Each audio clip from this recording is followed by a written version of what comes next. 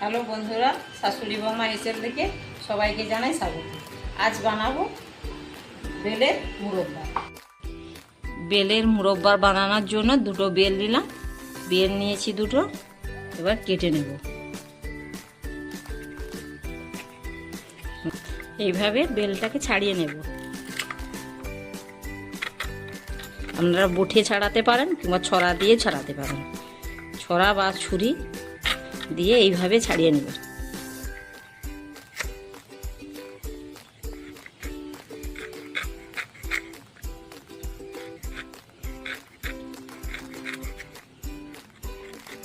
এইভাবে বেলটাকে ছাড়িয়ে নিয়েছি, একটা ছাড়িয়ে নিয়েছি আর একটা ছাড়িয়ে নেব। দুটো বেল ছাড়িয়ে নিয়েছি, এবার কেটে নেব।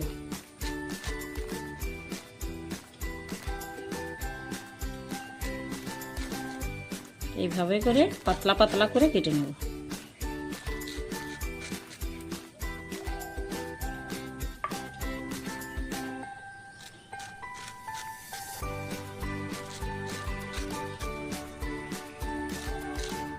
সবগুলো কেটে নিয়েছি।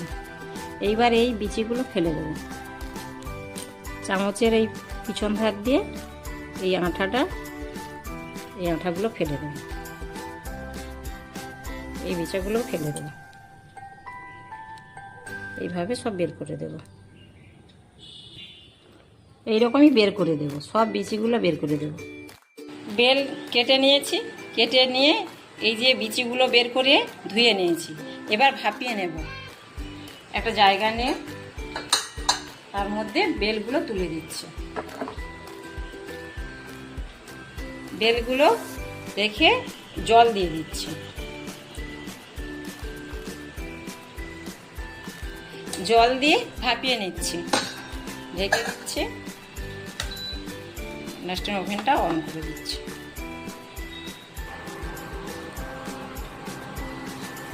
চাপাটা খুলে নিচ্ছি।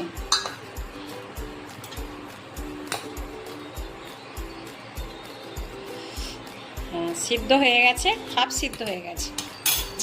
এবার নামিয়ে নিচ্ছি, ঢেলে নিচ্ছি, এগুলো ছেঁকে নিচ্ছি একবারে। এগুলো একটু ভালো করে একটু বিলে বিলে দিচ্ছি। একটা কড়া বসালাম, দুটো বেল, 2 বাটি চিনি দিলাম। ছোট বাটি 2 বাটি চিনি দিলাম। 2 বাটি চিনি দিলাম। ওই বাটি মেপে 2 বাটি জল দিচ্ছি।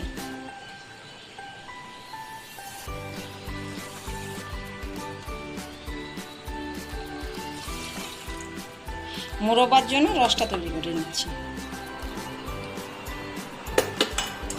দুটো ছোট এলাচ ফাটিয়ে দিয়ে দিচ্ছি।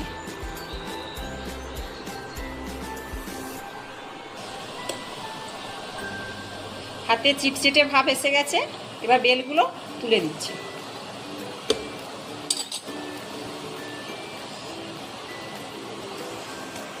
বেল টুকরোগুলো তুলে দিচ্ছি। এখন তো প্রায় গাছে বেল আছে, কাঁচা বেল দিয়ে এইভাবে আচার করে বা মুরব্বা করে খাবেন, ভালো লাগবে। এইভাবে নেড়ে দিচ্ছি। এই রসের মধ্যে ডুবে থাক, আস্তে আস্তে করে মুরব্বাটা হয়ে যাবে। এইভাবে ফুটতে থাকে,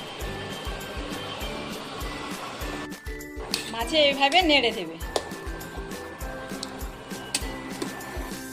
দেখুন বন্ধুরা, মুরব্বাটা হয়ে গেছে, পুরো নরমও হয়েছে আর কালারও এসে গেছে, পুরো মুরব্বা হয়ে গেছে।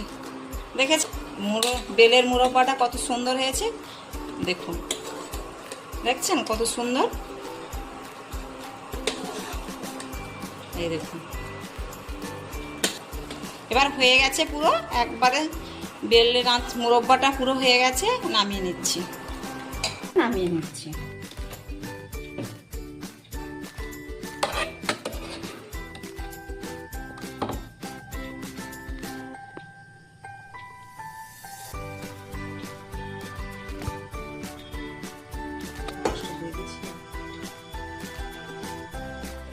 বন্ধুরা দেখো কত সুন্দর নরম হয়েছে, একবারে নরম।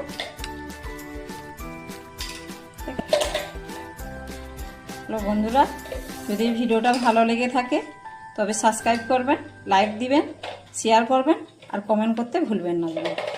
নমস্কার।